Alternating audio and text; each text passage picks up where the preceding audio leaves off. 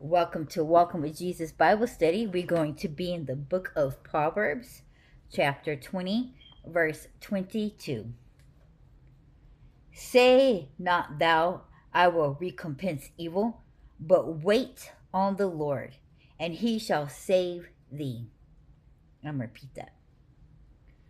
Say not thou, I will recompense evil, but wait on the Lord, and he shall save thee. And we are told over and over again that revenge is not ours, that the revenge belongs to God. He hears everything. He sees all, he hears all. And those of us who mainly want revenge, we only know a third of what truly happened and went down. What all was said behind our backs, what all was said to this person and to that person, what all was done, the build up, how this person manipulated that person, and this one did this, and this lie came from here, and this lie was spread to there. And we want revenge on what little bit we know of what happened, but God knows it all.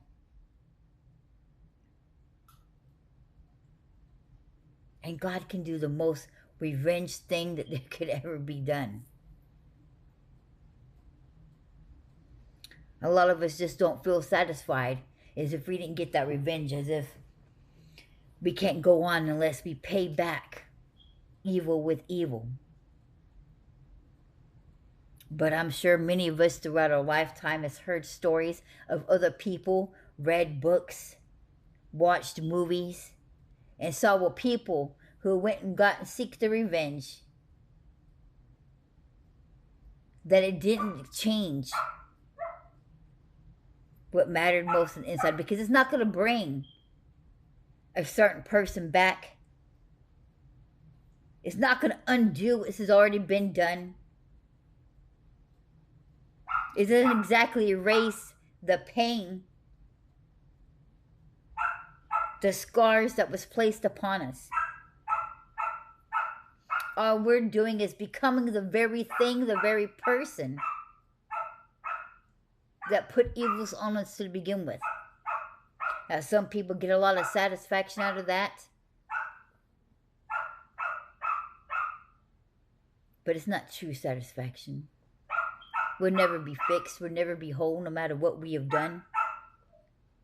But when we learn to give it to God, when we learn to let it go, when we learn to forgive, then we'll find true freedom, peace, and our healing will truly will begin. See, most of us will never be healed because we can't get past our own selves. And yet we want to keep blaming the enemy.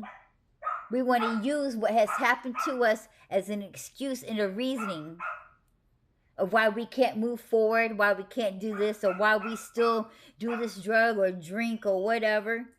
But it's an excuse. And I know it's painful and sad to say, but there's a lot of people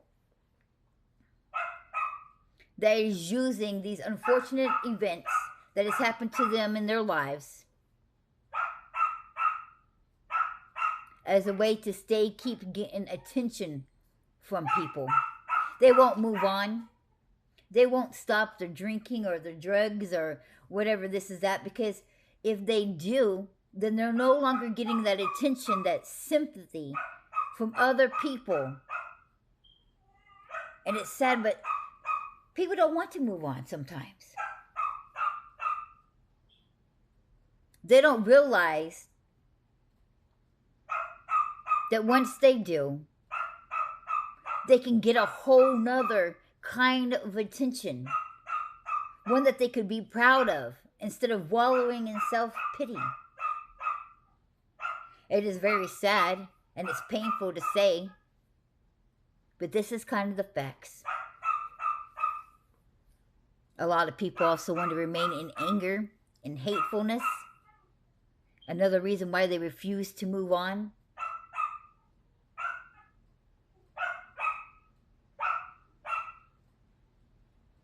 But God, the love He gives us. And see, the thing about that is that when we're so caught up in the emotions and that pain, in that sorrow. And even though we feel God's love towards us, sometimes we don't quite feel it or see it as much as another reason why we cannot comprehend. But that very same love that He is pouring out on us, and He is asking us to do the same thing, give that love towards the people, the evil that has happened upon us. We just don't want to do it. We just don't think it's fair. We just don't think they're deserving. Why should we? Look at the evil they're evil people. And we're so caught up in that, seeing their evil that they have done, that we forget that we are evil too. And that we have done the things that we have done. And in our own mind, we are self-righteously placing ourselves above other people in that situation. Oh, I'm definitely better than that person. I'm definitely more deserving of God's love and forgiveness because I didn't do what you did to me. Oh, but we have done what we have done to other people. It may not be in our mind as harsh or as cruel or as abusive as what somebody has done to us, but we have still done evil. We have still committed sin. And here's the thing. If you want to talk about, oh, I've never murdered. Well, that's a lie. Everybody has murdered at some point or another. And by that I mean we have all killed insects in our homes by using a bug zapper, bug spray, bug traps. If we have eaten any meat, we have condoned the murder of animals. We are no different because we have still committed murder against God's creation. Whether it be a human being that is still God's creation, who are we to destroy something else that somebody else created? If we had made and created an art project and somebody came around and destroyed it, that's pure evil. It is wrong. It wasn't their place. That is how God looks at us. And not one of us, it says in the scripture, not one of us is good. No, not one. We've all committed sin.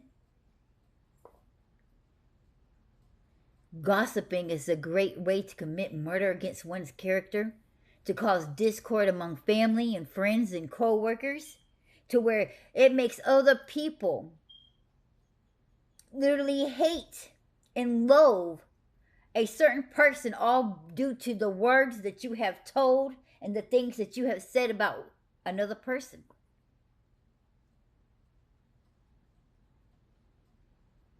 Now, in their time of pain and sorrow, when we're going through something, we're not going to think of all these things. This is not going to run through our head. We're not going to think, you know what, God, you're right. I have done all these very things that I am hating on this other person and I'm seeking revenge on. I have committed them against something else, another one of your creations, in my own way. Who am I? That is not going to run through our head. We're not going to think that because we're going to be so caught up in our feelings, and that is where the enemy wants you. And that's why it says over again in the scriptures to get up out of yourself, out of your feelings, and to use your brain.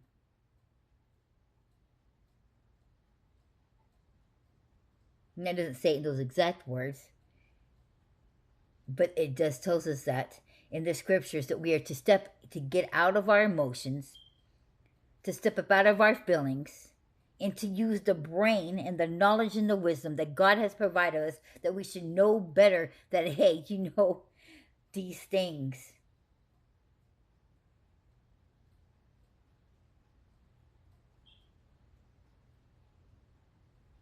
We need to learn to give thanks to God because, see, when we put it upon ourselves, the more evil and more destructive we are putting back into the world and into our situation, and it doesn't help.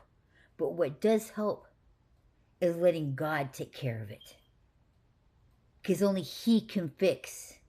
Only He is the physician that fixes all things that is broken.